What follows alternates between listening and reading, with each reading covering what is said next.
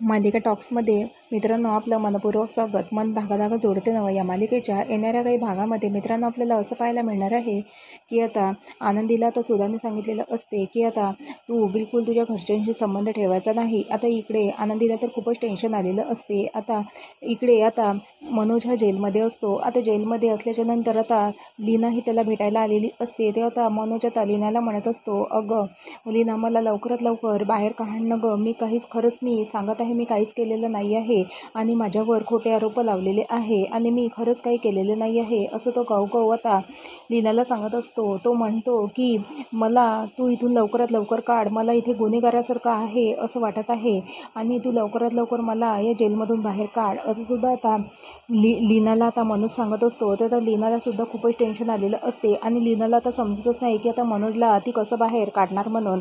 आता इकडे आता सुधाने आता आनंदीला तर सांगितलेलंच असते की तुझ्या घरच्यांपासून माझं कुंकू पुसलेलं आहे आणि तू तुझ्या घरच्यांसोबत काहीही संबंध ठेवायचा नाही आहे असं सुधाने पूर्ण खडक भाषेमध्ये आनंदीला सांगितलेलं असते. आता आनंदीला तर खूपच टेन्शन आलेलं असते की आता पुढे नंतर काय करावं म्हणून. आता इकडे आता आनंदी आता सुधासाठी जेवणाचं ताट घेऊन येते. तेव्हा आता सुधा आता म्हणते की माझ्या नवऱ्याला जाऊन 7 दिवसही झालेले नाही आहे आणि माझ्या घशाखाली कसा घास जाणार आनंदी, आणि तू मला जेव म्हणून म्हणत आहे.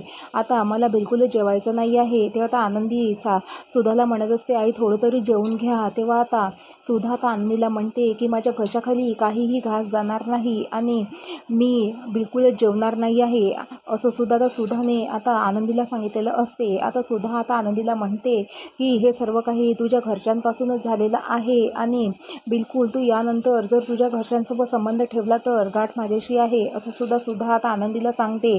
आता आनंदी म्हणते की आता मी आईला कसं काय समजवू, आता मला हे काही कळतच नाही आहे. आता इकडे वृंदा आणि शलाकाला तर खूपच छान वाटत असते कारण की त्यांना असं वाटते की बाबांचा जीव हा मनुष्यपायी गेलेला आहे म्हणून आता त्यांना तर खूपच भारी वाटत असते आणि त्या दोघेही जणी खूपच आनंदामध्ये असतात.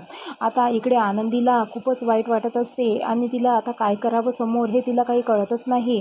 तेवढ्यामध्ये आता इकडे आता सार्थकसुद्धा खाली आलेला असतो. आता आनंदी सुधाला जेवण कर म्हणून म्हणतच असते पण सुधा आता ते हातातलं ताट आता घेऊन ती फेकून देते आणि म्हणते की ज्याच्या भावाने माझ्या नवऱ्याचं कुंकू पुसलं त्या मुलीच्या हाताने मला बिलकुल जेवायचं नाही आहे. जिच्या घरच्यांच्या हातातून माझ्या नवऱ्याचा जीव गेला आणि माझं कुंकू पुसल्या गेलं त्यांच्याच घरच्या मुलीच्या हातातून मला बिलकुल जेवण करायचं नाही आहे असं म्हणून सुद्धा आता ते ताट घेऊन फेकून देते.